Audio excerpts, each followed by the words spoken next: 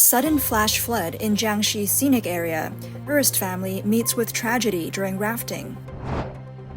Chinese nationalists demand Paris hotel to display Chinese flag. Surge in China's unfinished buildings. Homeowners form human wall to protest on the highway. China's black market is full of fake car parts. Chinese ice cream found contaminated with feces. On the afternoon of August 11th, a sudden flash flood hit Wugong Mountain Scenic area in Jiangxi. A family of 4 was rafting when disaster struck. The mother fell into the water and was swept away, tragically losing her life. At around 2 p.m. that day, a tourist named Miss Wang, along with her daughter's family, arrived at the Wanglong Gorge rafting attraction in the Wugong Mountain Scenic area. Miss Wang and her grandson were the first to set off in a raft, while her daughter, Miss Guo, and son-in-law, Mr. Li, followed in another raft. About 10 minutes into the ride, when they reached a wide section in the middle of the river, Ms. Wang heard a message from the staff through the walkie-talkie, warning that the water level was rising and everyone should get to the shore quickly. Worried about her daughter and son-in-law who were still upstream, Ms. Wang hurriedly called her daughter and agreed to meet up at the midpoint. She then took her grandson to the shore. Less than 10 minutes after reaching land, she noticed the water level rising rapidly by about 1 meter. As she waited, Ms. Wang repeatedly tried to call her daughter and son-in-law, but couldn't get through. It wasn't until around 4 p.m. that she finally received a call from her son-in-law, informing her that they had encountered trouble. According to Mr. Li, the raft they were on flipped over, and both of them fell into the water. He knew how to swim and managed to climb out, grabbing a bamboo pole handed to him by a safety officer. Unfortunately, his wife couldn't grab the pole and was swept away by the strong current. That evening, the scenic area informed Ms. Wang and her family that Ms. Guo had been found but could not be saved. However, the staff directly transported her body to the funeral home. It wasn't until the afternoon of the 12th that someone took the family to see the body. At the moment, Ms. Wang is in discussions with the scenic area, but they have not yet reached an agreement. A rescue worker told the media that after the flash flood occurred, about 30 tourists were stranded. The rescue team used ropes to safely transfer all the tourists out of the deep mountains, including 2 trapped children. He was very surprised to hear that a female tourist had died, as he had coordinated with all departments to ensure that all tourists had been rescued. Aside from the tragic loss of Ms. Wang's daughter, the rafting experience left a psychological impact on other tourists, with many expressing how frightened they were. One survivor described the ordeal, saying that when the flash flood hit, the tourists had to climb from the bottom of the gorge through dense forest to reach the mountain road at the top, where they were finally able to escape. They were in a disheveled state, with everyone's hands scratched by branches and plants, and some children got separated from their parents. After a long time, the parents were finally able to confirm their children's safety, learning that they had made it safely to the other side of the gorge. However, another tourist revealed that it had rained on the mountain the day before, on the 10th. The next day, on the way to the scenic area, this tourist called the staff at around 11 a.m. and 12 p.m. to confirm whether it was safe to go rafting, and both times the staff assured her it was fine, with no notice of rafting being suspended. The tourist criticized the scenic area for having a very inadequate emergency plan, noting that there were no prepared safety evacuation routes and that the response after the incident was very slow. She remarked that survival was almost entirely due to the quick thinking of the safety officers and the tourists' own efforts.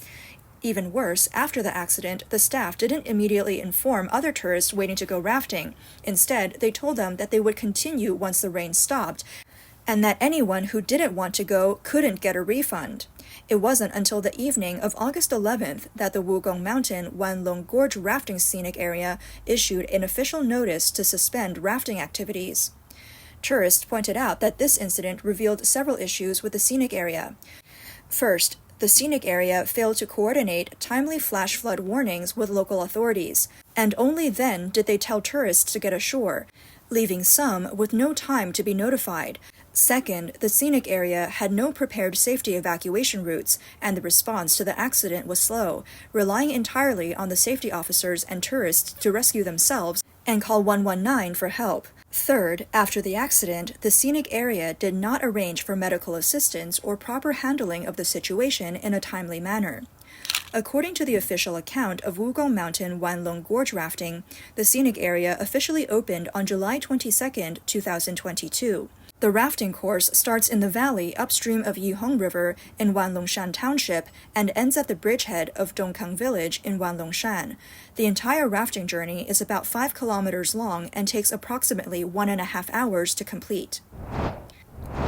China's Little Pinks, or Nationalists, have made a spectacle of themselves on numerous occasions around the world simply out of love for the party, and recently they staged another drama in Paris. On August 13th, in Paris, a group including the blogger known as Instructor Zhang's Interesting Life arrived at the Evergreen International Hotel to check in. While filming, one of the men noticed something was off.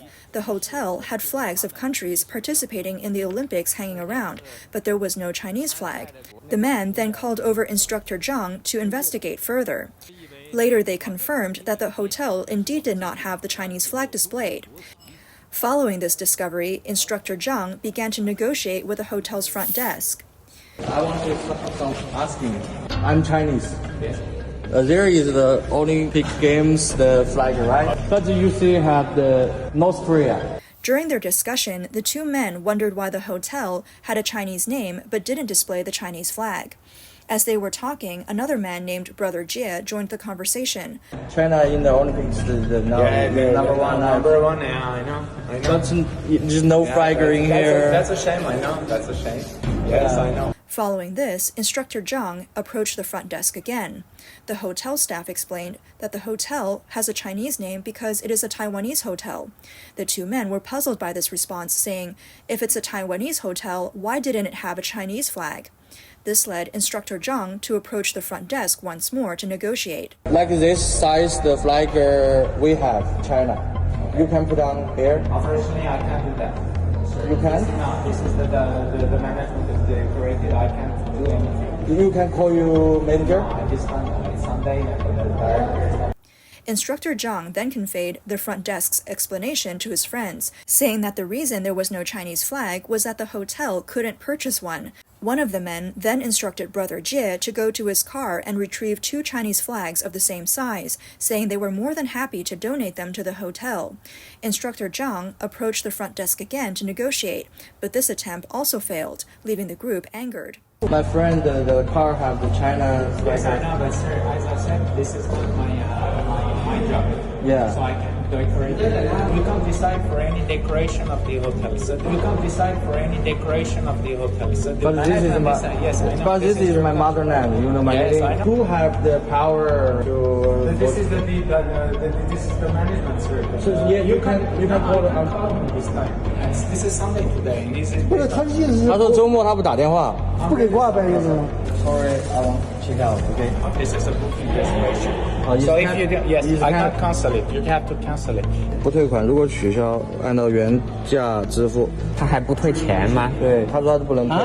Yeah, you have to cancel it one day before. If you check out now, Yeah. so you have to pay the fees for as a no-show. Okay. Okay. Sorry, I don't want to. Sorry, I don't want to. Okay. After checking out, the group of men angrily left the hotel and then went to find a friend who worked at the hotel's kitchen. They asked him if he knew that the hotel wasn't displaying the Chinese flag. The chef explained that when he finished the shift on the 18th, the Chinese flag was still up. However, when he returned to work the next day, he noticed the flag was gone. After asking around, it was discovered that a person named Mr. Su had deliberately cut it down. When asked for his opinion on the matter, the chef said that he had reported the issue 3 times, but nothing had come of it. He also showed an email on his phone in which he had protested against this discriminatory behavior to the hotel. However, the hotel management responded by saying that the choice of the hotel's decorations or layout falls under the company's management and leadership rights and is not related to employee responsibilities. They also instructed him to focus on his work in the kitchen and not interfere with hotel management or disrupt the work of others. The chef was indignant, stating that even if the boss fired him, he would still fight for this issue. He estimated that at least 60% to 70% of the guests at the Evergreen International Hotel in Paris were Chinese. Instructor Zhang added that if you calculate each guest's daily stay at €300, about 329 US dollars, the hotel would have made over 12 million yuan during the 15 days of the Olympics. The implication was clear. You make money from Chinese people, but you don't hang the Chinese flag. After discussing among themselves, Instructor Zhang threatened that they were very angry about the situation and planned to return to the hotel during the work week to demand an explanation for why the Chinese flag wasn't displayed. The video was quickly uploaded to the internet. This type of topic has a strong appeal in mainland China, where it would be seen as a heroic act of patriotism. However, overseas netizens found the behavior of these little pink nationalists hard to understand. Some netizens commented that Instructor Zhang's patriotic sentiment is indeed touching. Since he is willing to stand up for the flag issue at a hotel in France, perhaps he should consider conducting military training in France to give more French people the chance to experience China's fighting spirit. Perhaps this would garner even more support for the Chinese Communist Party. After all, influence knows no borders, and the world stage could benefit from the CCP's military training spirit. Another netizen bluntly stated, "This is all for attention. They have no principles and will do anything for publicity." Why you're touching her? Stop touching her! This news brings to mind the "don't touch her" incident that occurred in the UK a few months ago. A group of Chinese individuals, seemingly discussing plans for a Chinese New Year gala organized by the CCP abroad, accidentally walked into frame while British pianist and YouTuber Brendan Kavanagh was filming himself playing the piano.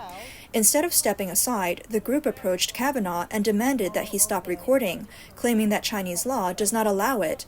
Kavanagh found this absurd, and when he tried to reason with them, one of the men repeatedly shouted, "Don't touch her," falsely accusing him of racism and for touching one of his female compatriots.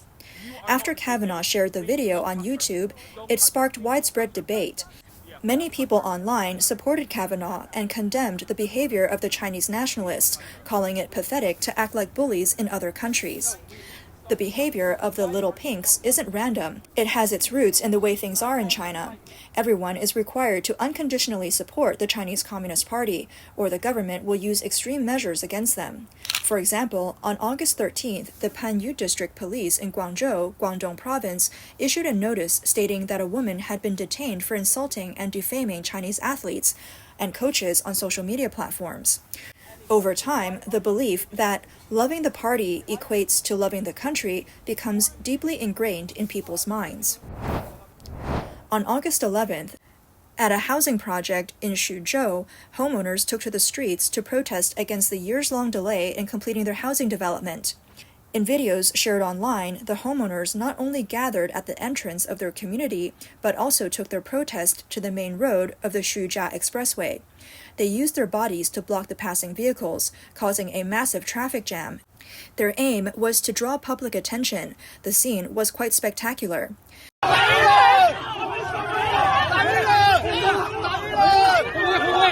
Police tried to suppress them, and several were arrested. An investigation by Chinese media revealed that as early as September 2023, a netizen had reported this issue on People's Daily online. The netizen explained that they had purchased a property in the Zhong'an Boguan community in 2020, with a contract stating that the home would be delivered by December 31st, 2022. However, the property had not been delivered, and there was no explanation provided.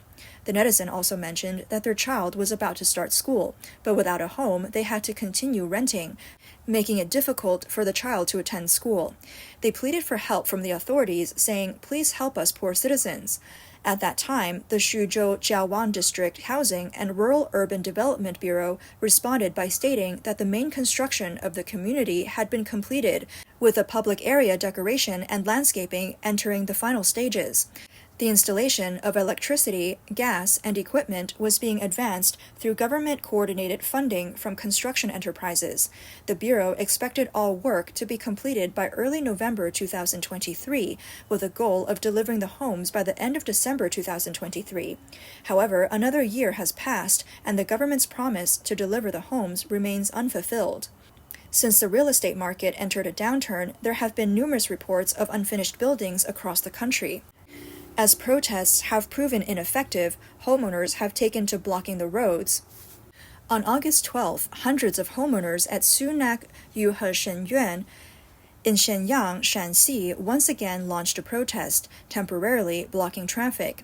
This is not the first time the homeowners had taken such action due to the stalled construction of their housing complex. On June 30th, in Shenyang, Shanxi, during a protest against the developer's delayed handover of the properties, homeowners of the Scenic property development blocked roads and were met with police suppression, resulting in 2 arrests.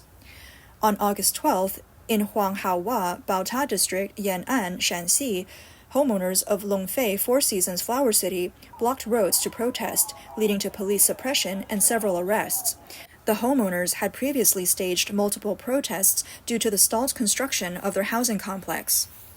On August 11th, in Chengdu, Sichuan, homeowners of an unfinished Rongchuan property were met with police suppression during their protest, with several people being arrested. These homeowners had previously organized multiple protests due to the stalled construction of their housing project. In response to the desperate actions of tenants who have resorted to blocking roads in protest, one netizen expressed frustration. "If you don't make such a big scene, no one pays attention to you, but if you do make a big scene, they come to arrest you." Another netizen bluntly pointed out the irony, saying, "The so-called better life is advertised with grand promises, but in reality, ordinary people are forced to block roads just to fight for their basic right to a home. This is a deep irony." The Chinese government often proclaims that it prioritizes people first, but in practice, it disregards the basic rights of its citizens, leaving them helpless in the face of unfinished buildings. These road-blocking protests are just a reflection of the countless abandoned homeowners across China, highlighting the helplessness and despair within the system. China's black market is full of fake car parts. China's government's trade-in policy has boosted car sales, but it has also led to shady business practices in places like the Donghai County Industrial Park in Lianyungang, Jiangxi. Here, some unscrupulous businessmen have started a black market by openly recycling and dismantling scrapped cars. In this industrial park, a reporter approached a vendor to purchase a second-hand Photon Cummins 460 engine. The vendor quickly provided a quote, 17,000 yuan, about $2,400 for a 2019 model, and 18,000 yuan, about $3,500 for a 2020 model. However, all of these products are what's known as disassembled parts. Disassembled parts refer to components taken directly from used vehicles. In China, these parts mainly come from accident-damaged or scrapped cars. When the reporter mentioned wanting to shop around, the first vendor quickly sent a message, giving a friendly reminder to check the engine serial numbers carefully when buying second-hand car parts in the industrial park to avoid being scammed. Sure enough, when the reporter asked another vendor for a similar brand, model, and year, the price was 2,500 yuan, about $350 less. The 2020 engine was being offered for just 15,500 yuan, about $2,200. This second vendor explained that each engine, besides having a nameplate on the engine block, also has corresponding manufacturing years marked on parts like the pulley, sensors, and engine computer. To better sell these engines taken from scrapped cars, he said he could modify these identification details on the machine. He then demonstrated to the reporter an engine with its manufacturing year altered. The vendor admitted that when knowledgeable buyers visit in person, he usually informs them about any modifications made to the machines, such as those with altered manufacturing years. However, these modified engines are mainly sold to buyers who are less informed or to resellers or scalpers who sell them online. He also frankly stated that when purchasing second-hand car parts in this industrial park, everything is tested on site, and once the purchase is made, there are no returns. As for the promises of after-sales warranties, he said most of them are just empty words. Another vendor revealed that car radiators sell for 15,000 yuan, about $2,100 per ton, while scrap iron sells for 2,430 yuan, about $340 per ton. Selling an entire car as scrap can fetch just over 30,000 yuan, which is 2,000 to 3,000 yuan more than selling the car for its parts as scrap iron. In addition to local operations, some individuals specialize in collecting cars and parts from other regions and then concentrate them for sale in Taolin Town. As long as the price is agreed upon, buyers can test the car on site, and any required parts can be cut from the vehicle right there. As one vendor put it, "We cut it however you want. The entire process, from cutting up a scrapped car and testing the engine to altering identification numbers and shipping, takes less than 3 hours." However, scrapped vehicles have been in use for a long time, leading to severely aged and damaged components, greatly reducing the vehicle's operational stability. This creates significant safety hazards when these vehicles are driven on the road. Some netizens criticized this practice, saying the people involved should be arrested and sentenced.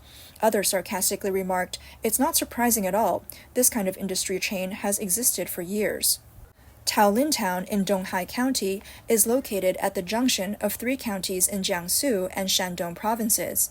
Public records show that the overall plan for the Donghai County Circular Economy Industrial Park is to develop it into a comprehensive automotive recycling economy, integrating car dismantling, remanufacturing, research and development, and distribution. After a report by CCTV sparked widespread discussion, the Donghai County authorities announced that they have established a joint investigation team and conducted on-site investigations overnight. They have launched investigations into the individuals and businesses involved, sealed the materials related to the case, and plan to conduct a thorough inspection and rectification of the area. Chinese ice cream found contaminated with feces. Recently, a report by a Beijing Youth Video shared that the market regulatory authorities conducted a large-scale inspection of ice cream being sold on the market, and the results were shocking. Over 70% of the samples did not meet hygiene standards, and half of them tested positive for fecal contamination. This means that eating an ice cream could be equivalent to consuming a small amount of feces. What's even more concerning is that more than 10 ice cream brands failed the inspection, including some well-known big names. For example, in 2024, the Chilean City Market Supervision Administration announced that a popular brand of popsicles had dangerously high levels of coliform. The same batch was tested 5 times, each exceeding the maximum limit value, with the highest level being 27 times over the limit. Food safety experts point out that E. coli, a common bacteria in the human intestinal tract, primarily resides in the colon. If people consume contaminated food, it can lead to a range of health issues, such as diarrhea, vomiting, and even more severe complications. Many netizens expressed their shock upon learning this, describing it as a harsh blow to all loyal consumers. Around the same time as the ice cream scandal, the Taiwanese Food and Drug Administration released a list of recent border inspection failures. Among the products flagged were 3 batches of chili products imported from China that tested positive for illegal pesticide residues. For instance, Dufu Company Limited, a Korean dining group, imported chili pepper powder from China, which was found to contain residual pesticide cypermethrin at levels of 0.22 parts per million and 0.28 parts per million, violating the regulation that mandates no detectable residues. A total of 2 batches weighing 1,000 kilograms were required to be returned or destroyed. Additionally, another batch of dried chili imported by Xinhua Company Limited was found to contain the pesticide prothiophos at 0.04 parts per million. Since the permissible residue limit for this pesticide is 0, the product had to be returned or destroyed at the border as well. Cypermethrin is a type of plant growth regulator, while prothiophos is a crystalline organophosphate insecticide. The director of the Food and Drug Administration in Taiwan, Li Jinfu, stated that in the past 6 months, 8 batches of Chinese chili powder have failed inspections, with a failure rate of 12.5%, totaling 45 metric tons. The director emphasized that from March 6, 2024 to March 5, 2025, the FDA will conduct surveillance inspections on chili powder imported from China at the border. These inspections will check for Sudan dye and pesticide residues, and only those that pass will be allowed into the country.